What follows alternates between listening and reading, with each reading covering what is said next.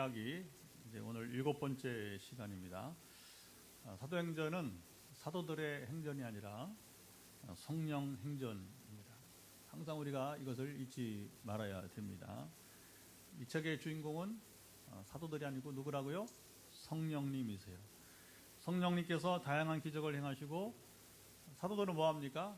성령께서 행하신 그 일을 사람들에게 설명을 하고 그리고 예수 그리스도의 복음을 전하는 역할을 하였습니다. 자, 오늘은 성령께서 누구를 들어서셔서 복음을 전하셨는지 우리가 저 2000년 전, 저 먼 옛날에 예루살렘 성으로 우리가 가봅니다. 자, 오순절 성령이 강림하셔서 방언 사건과 그리고 베드로의 복음 전도, 연이어서 성전 미문에 걷지 못하던 사람이 일어나 걷는 기적, 그리고 이제 이어서 또 베드로의 복음 전도가 반복되었어요. 성령님이 기적을 행하시고 베드로 사도들은 뭐 하는 거예요? 복음을 전하는 일로 반복되었습니다. 성령님이 제자들을 통해서 나타나는 기적과 신비 현상을 보고 들은 이들이 놀라고 충격을 받았습니다. 왜 그랬을까요? 이런 일들은 옛날에 아주 오래전에 엘리야나 또는 엘리사 시대에 나타났던 일들이에요. 그리고 오랫동안 사실 성경 우리가 봐도 알지만 그 엘리야나 엘리사 이후에 이런 놀라운 일들이 보기 드문 일들이었습니다. 그러니까 그 아주 오래전 역사 이후에 정말 오랜만에 하나님의 권능이 이 사도를 통해서 나타났던 것이죠. 그 일들을 마침 하나님은 가장 좋은 때 일을 하시기 때문에 이때가 언제였다고요? 맥추절, 오순절을 지키기 위해서 세계에 흩어졌던 이제 디아스포라 유대인들이 예루살렘에 이제 절기 예배를 드리러 이제 모이게 되었습니다. 그래서 그 경건한 유대인들이 방언 사건으로 이제 처음 놀랐고, 이어서 예루살렘 시민들과 또 더불어 이 맥추절을 지키기 위해서 이스라엘 전역에서 이제 각 지방에서 이제 제사를 드리게 온 사람들이 또 놀랐습니다. 자, 이들 모두가 놀랐지만 가장 놀라고 당황한 이들은 누구였을까요? 그들은 바로 유대 종교인들이었습니다. 그들은 지난 3년 동안 예수님의 가르치심과 기적 등을 보고 들으며 이미 놀랐습니다.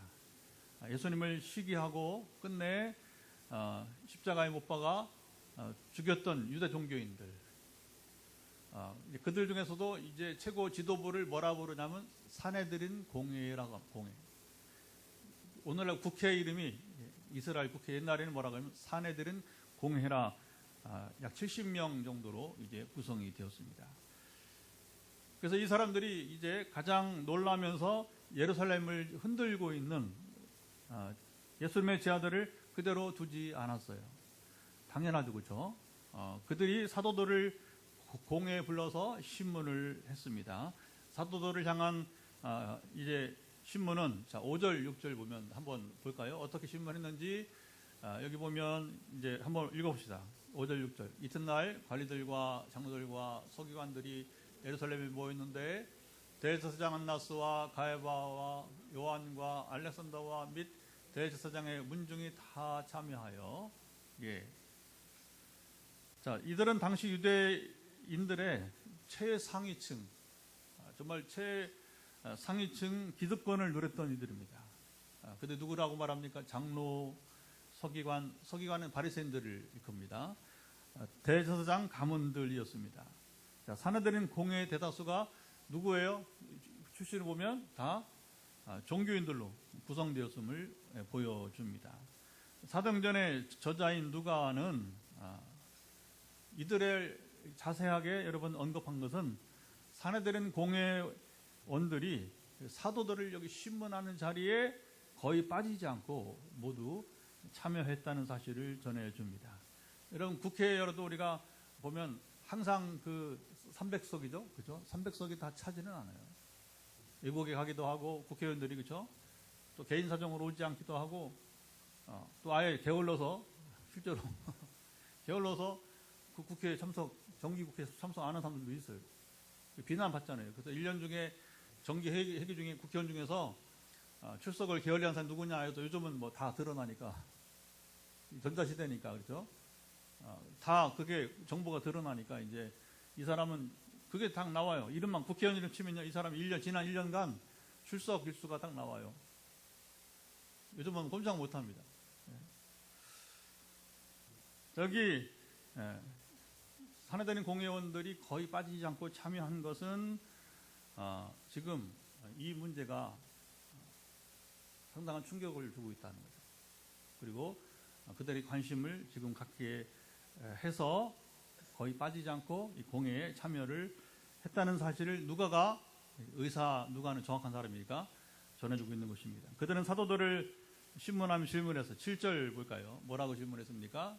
7절 보면 너희가 무슨 권세와 누구의 이름으로 이 일을 행하였느냐? 자, 유대 종교인들이 위기의식을 느끼고 사도들을 신문하는 자리에 모두 참여해서 신문하고 대책을 나누었어요. 그들은 결국 자기들끼리 이제 회의를 연 결과 사도들에게 예수의 이름으로 말하지도 말고 가르치도 말라고 위협을 하고 그냥 보내야만 했습니다. 그들 마음으로는 막 감옥에 가두고 뭐 죽이고 싶은데 그러지 못하고 이제 위협하고 그렇죠? 경고를 하면서 내보내주게 되었어요. 그들은 왜 사도들을 불러서 신문하며 경고하고 이렇게 위협을 했을까요? 베드로와 사도들은 산해되는 공회의 신문을 받으며 그들의 위협에 조금도 두려워하지 않아. 그렇죠? 보세요. 조금도 담대하게 그들은 복음을 전했습니다. 베드로가 사도들을 대표하여 말했어요. 자, 8절부터 10절 보면 우리 한번 읽어볼 필요가 있습니다. 8절부터 10절 보면 백성의 여기 관리들과 시작. 백성의 관리들과 장로들아, 만일 병자에게 행한 착한 일에 대하여 이 사람이 어떻게 구원을 받았느냐고 오늘 우리에게 질문한다면 너희와 모든 이스라엘 백성들은 알라. 너희가 십자가에 못 박고 하나님이 죽은 자 가운데 살리신 나사렛 예수 그리스도의 이름으로 이 사람이 건강하게 되어 너희 앞에 섰느니라. 베드로는 산해되는 공회가 사도들을 부른 이유를 잘 알고 있었어요. 베드로는 우회적으로 피하여 부드럽게 답하지 않았습니다. 대개 충돌이 일어나면 그렇죠. 한 번에 충돌이 일어나면 이게 충격을 좀 흡수하고 좀 이렇게 충격을 줄이기 위해서 우회적으로 부드럽게 말할 수 있잖아요. 베드로는 그렇게 하지 않았어요. 베드로는 이제 그들을 향할 정면 돌파를 시도했습니다. 베드로는 나면서부터 40여 년 동안 한 번도 걷지 못하던 사람이 일어난 것을, 자 여기 보세요. 주목하시면 우리가 지난번에 보았던 이 기적을 여기 베드로는 기적이란 말을 사용하지 않았어요. 자, 이 사람이 어떻게 구원을 받았는지 산해드린 공회에 말하겠다고 했습니다. 자, 이제 치유 기적 기사를 말한 게 아니라 사실은 예수님이 고치신 것이지만 그것을 뭐라고 이렇게 말을 했냐면 바로 이 사람이 구원 받은 일에 대해서 이렇게 얘기하는 거예요. 자, 베드로의 대단한 수사학, 적절한 답변이 여러 번 이어졌습니다. 베드로는 이 얘기 본질을 이야기한 것입니다. 산해드린 공회 여러분, 이 사람이 일어나 걷게 된 결과를 보고 모두 놀랐을 것입니다. 하지만 중요한 것은 이 기적이 아니라 이 사람이 구원을 받은 것입니다. 그것은 여러분이 십자가에 못 박아 죽였지만 하나님께서 사흘 만에 다시 살리신 예수 그리스도의 이름이 바로 이 사람을 일으키고 영혼까지 구원한 것입니다. 이게 베드로의 복음 전도입니다. 그는 여기 다시 이 복음을 전도하면서 자기 말로 하지 않고 성경을 인용했어요. 이번에 시편 118편 22절 인용해서 11절 한번 봅니다. 뭐라고 인용했는지 11절 보면 여기 이제 시편 118편 22절을 인용하는데 이 예수는 너희 건축자들의 버린 돌로서 집 모퉁이의 머릿돌이 되었느니라. 자, 이렇게 베드로는 그리스도의 희생은 시편의 이 예언의 말씀이 성취된 것이라고 선언했습니다. 자, 예수님이 희생되신 것은 건축가들이 버린 돌같이 보였지만 끝내 그는 집 모퉁이의 머릿돌, 집은 교회를 의미하는 거죠. 가장 건축물의 가장 중요한 게 머릿돌이잖아요. 그렇죠? 가장 중요한 존재, 교회의 머리가 되셨다고 여기 말했어요. 베드로는 이어서 복음의 정수를 선언했습니다. 12절 한번 볼까요? 12절 한번 띄워줘 보세요. 다른 이로서는 구원을 받을 수 없나니 천하 사람 중에 구원을 받을 만한 다른 이름을 우리에게 주신 일이 없음이라 하였더라. 자, 베드로가 예수의 유일성, 오늘 설교 제목이 예수의 유일성인데 예수의 유일성은 뭐예요? 예수님 외에는 구원의 길이 없다. 다 같이 예수의 유일성. 그 외에는 다른 길이 없다는 거죠. 선포했어요. 베드로의 멋진 복음서는 그걸 이제 옛날에 헬라어로 뭐라 캐리그마라. 굉장히 초대교회 중요한 말입니다. 그들이 이제 행하는 모든 것들은 결국 뭐예요? 가장 중요한 것은 바로 캐리그마, 복음 전도. 하나님 말씀을 선포하는 것을 캐리그마라고 부르는데 여기 유명한 베드로의 캐리그마, 이 복음 선언이 이어졌습니다. 베드로와 사도들은 기적이면 기적, 설교면 설교, 그것도 보통 사람들은 가장 두려워 떠는 이 사내들인 공회 앞에서, 왜냐하면 이 권력이 그들 가장 무서운 권력이거든요. 당시에 우리 어제 뉴스 보니까 그 러시아의 푸틴의 정적이 감옥에서 죽었다고 해서 이제 서방이 당연하지, 그게 뭐 정상적인 죽음이라고 누가 봅니까? 그렇죠? 바이든 대통령도 이건 푸틴의 책임이다. 그러니까 러시아는 그래도 입 바른 소리 하잖아요. 뭐라고 그래요? 사실도 모르고 미국과 서방이 우리를 비난하지 말라 이렇게 말하는 거예요. 근데 그게 한 번이 아니잖아. 한 번에 최근 몇 년 사이에 지금 4명 5명 죽어간 그 푸틴의 그 라이벌들이 여러분, 이 권력이 무서운 거예요. 권력이. 그들은 대단한 거죠. 어쨌든 간에 그 공산 독재주의 사회에서 지금 몇 개 안 남았잖아요. 세계 공산주의가. 그렇죠? 중국 시진핑. 여기도 엄청난 권력이잖아요. 그렇죠? 자기가 모택동처럼 이제 하겠다고 평생 앞에 감히 뭐 등수병이 아무도 모택동 이후에 이제 그 등수병이 받아서 그 이후에 아무도 감히 행하지 못한 일을 시진핑이 악인들이죠. 악인들. 러시아의 푸틴. 그 다음에 이제 김정은이 뭐 이런 이제 쿠바의 카스트로 이제 동생이죠. 지금은 이제 몇 명 안 남았어요. 이제 거의 다 이제. 근데 여러분, 그 권력 앞에서 이제 조금도 두려워하지 않는 이 모습.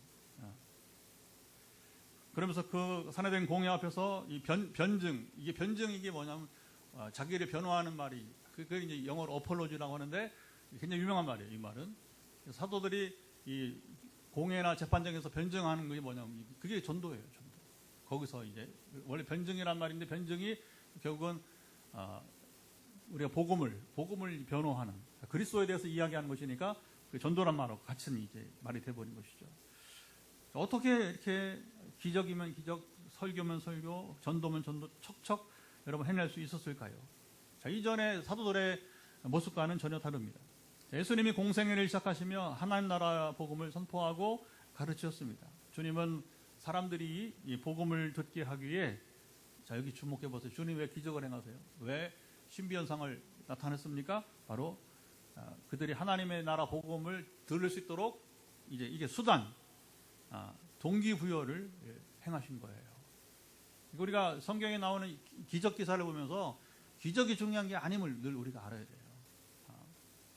사람들의 마음이 악하니까, 사람들의 마음이 강팍하니까, 그게 완고하니까 잘 안 들어요. 그렇죠?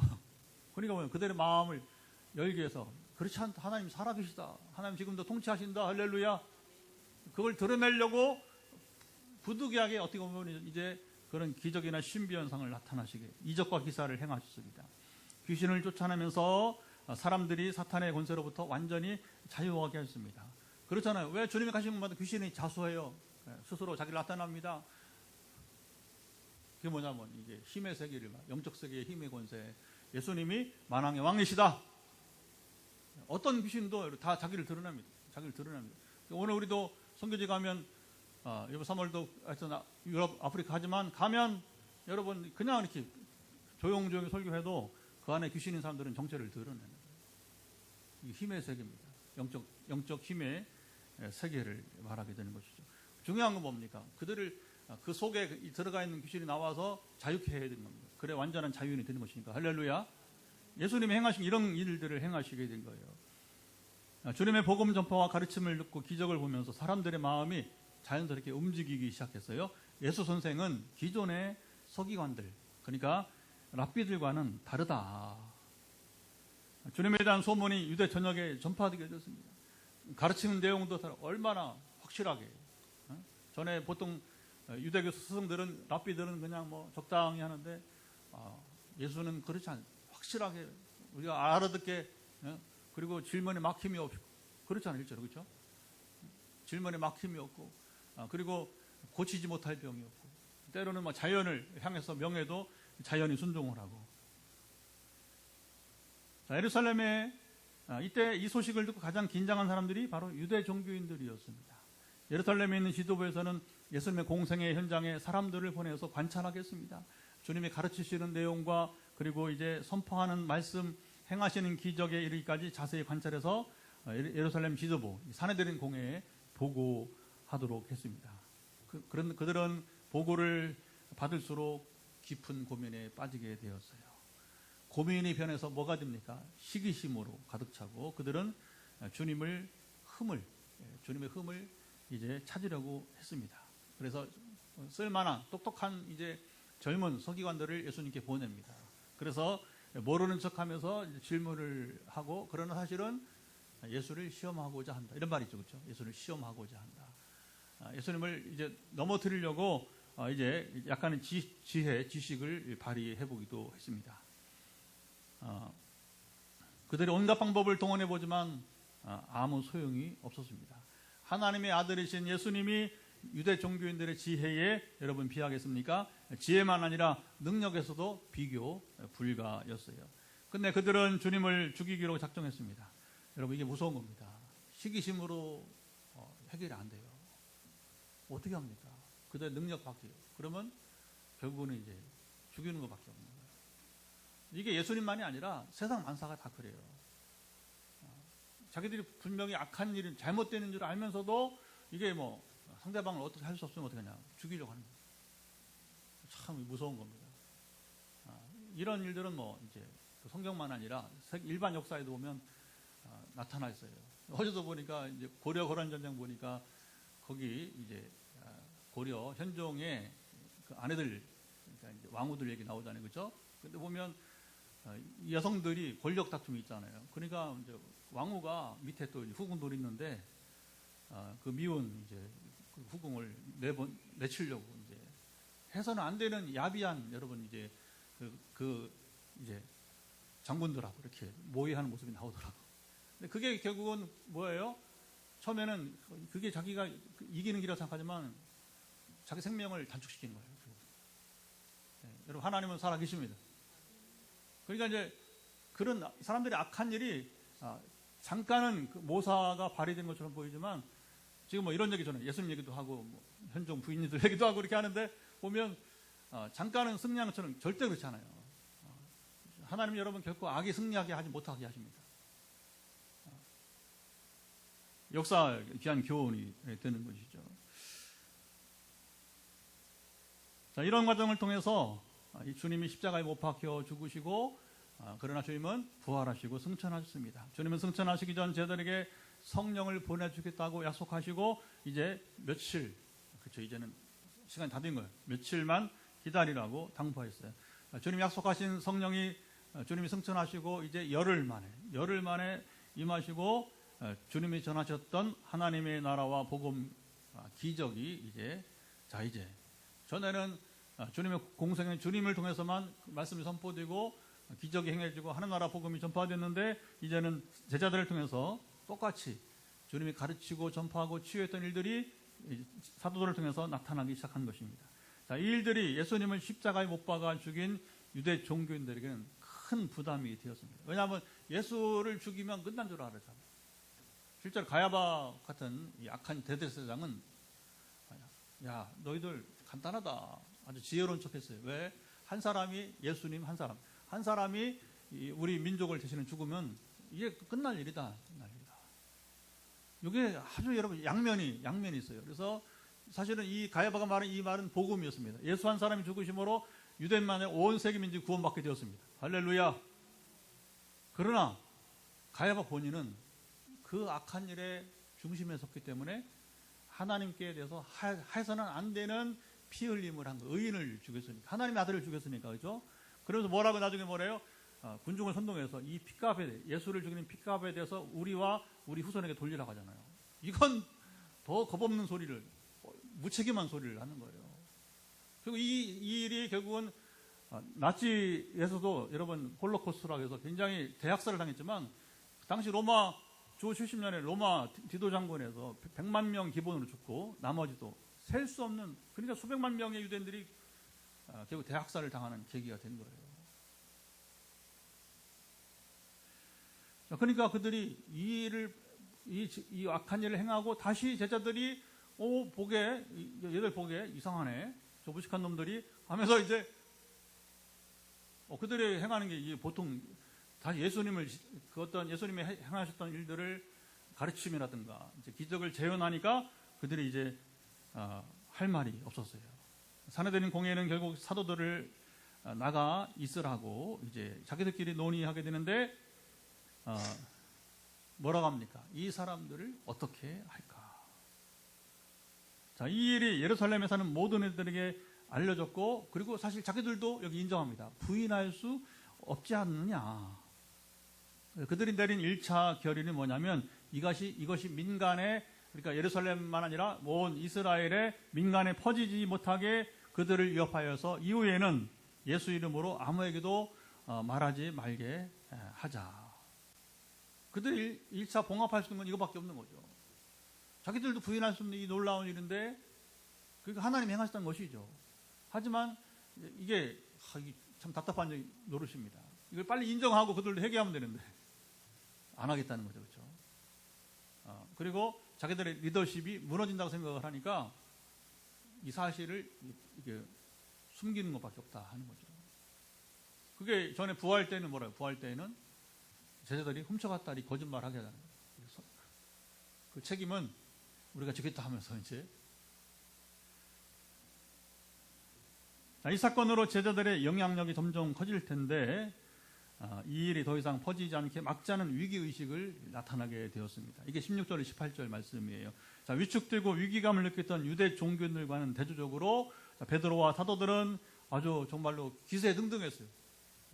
그런데 이렇게 할 수 있었던 것은 8절에 성령이 충만하였기 때문. 여기 한마디가 중요한 거예요. 성령이 충만하였기 때문이었습니다.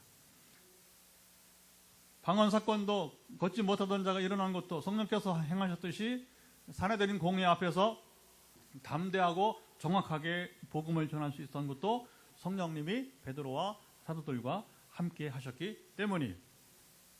사도들의 이런 모습을 보았던 유대 종교인들이 말합니다. 13절 볼까요? 자, 뭐라고 말하는지. 그들이 베드로와 요한이 담대하게 말함을 보고 그들을 본래 학문 없는 범인으로 왔다가 이상하게 여기며 또 전에 예수와 함께 있었던 줄도 알고. 자, 유대 종교인들이 보기에 베드로와 사도들이 이상했어요. 저 사람들이 본래 저런 사람들이 하는데 어찌 이렇게 담대하고 학문이 뛰어난 사람처럼 말하고 있느냐. 여러분, 지식인이라고 여러분 이제 다 담대하지 못해, 그렇죠? 되게 자기 자리 지키려고 지금도 얼마나 많은 사람이 침묵을 합니까? 세상을 보세요. 기업 내에서도 우리 뭐 정치 사회만 아니라 우리 여러분 이제 기업 내에서도 교회 내에서도 보면 저한테는 지금도 뭐 별 뉴스가 다 옵니다. 우리 교계에서 보면 이제 그걸 차마 말을 못하는 거예요. 참 말을 못하는 거죠. 그게 되게 지식인이라고 우리 담대하지 못해요. 그런데 이 사람들은 원래 사실은 지식인도 아니지만 담대하지 못했잖아요. 주님 십자가 들어갈 때 다 도망쳤잖아요. 그렇죠? 다 알아요, 그들이. 베드로가 3번 부인하는 거 다 압니다. 이 겁쟁이들. 근데 이런 겁쟁이들이 세상에 아니 뭐 불과 며칠 사이에, 그렇죠? 십자가로부터 결국 오순절이잖아요. 오순절. 그러니까 50여일밖에 안 된 상황이란 말이에요. 이 어떻게 50여일 사이에 이들이 이렇게 담대하고 그 다음에 갈릴리 출신의 이 무식한 이 사람들이 어떻게 된 것이냐. 놀랄 수밖에 없는 거죠. 베드로와 사도들은 사내들인 공의가 도무지 예수의 이름으로 말하지도 말고 가르치도 말라 경고했지만 들에 더욱 담대하게 말했습니다. 자, 뭐라고 말하고 있습니까? 19절, 20절 보면 한번 볼까요? 뭐라고 말하는지. 19절, 20절 보면 여기 이제 하나님 앞에서 너희 말을 듣는 것이 하나님 말씀을 듣는 것보다 옳은가 판단하라. 한 절 더 보세요. 우리는 보고 들은 것을 말하지 아니할 수 없다 하니. 자, 유대인들이 가장 두려워했던 최고의 권력기관 사내들인 공의회는 성령께서 행하신 놀라운 일들을 지켜본 바로 증인 누구예요? 백성들이 증인이죠. 그렇죠? 그것도 이제 예루살렘 사람들만 아니라 각 지방에서 오는 사람들 또 해외에 있는 14가의 지역에서 온 외국에서 온 사람들까지 다 그들이 증인되었기 때문에 베드로 사도를 어쩔 수 없이 석방시키고 말았습니다. 21절 마지막 말씀이에요. 자, 성령께서는 기적을 행하시고 베드로는 이 일들을 증거하는 증인의 역할이 이어졌습니다. 여러분 이게 정석이에요. 정석. 우리가 개척한 지 7년 지나고 이번에 16차 이제 우리가 선교지 신학대학 순회사역 또 유럽 교회 부흥회를 가는데 이게 웃긴 겁니다. 여러분 이게 보면 예영치 봤을 때는 어떻게 이 개척교회가 이런 일을 담당하냐. 한 가지밖에 없어요. 성령이 행하시고 저는 증거하는 것밖에 없는 것이에요. 이번 프랑스 구한 가지만 세 분이 동행하지만 세 분이 동행할 이유는 한 가지밖에 없는 거예요.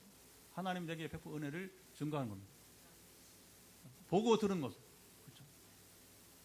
우리 김육수 사람대로 송지사님, 이지수 사람대로 세 분이 우리 교회 생활하면서 같이 하나님께서 행하신 일들을 보고 들은 것을 전하는 거예요. 그냥 그대로.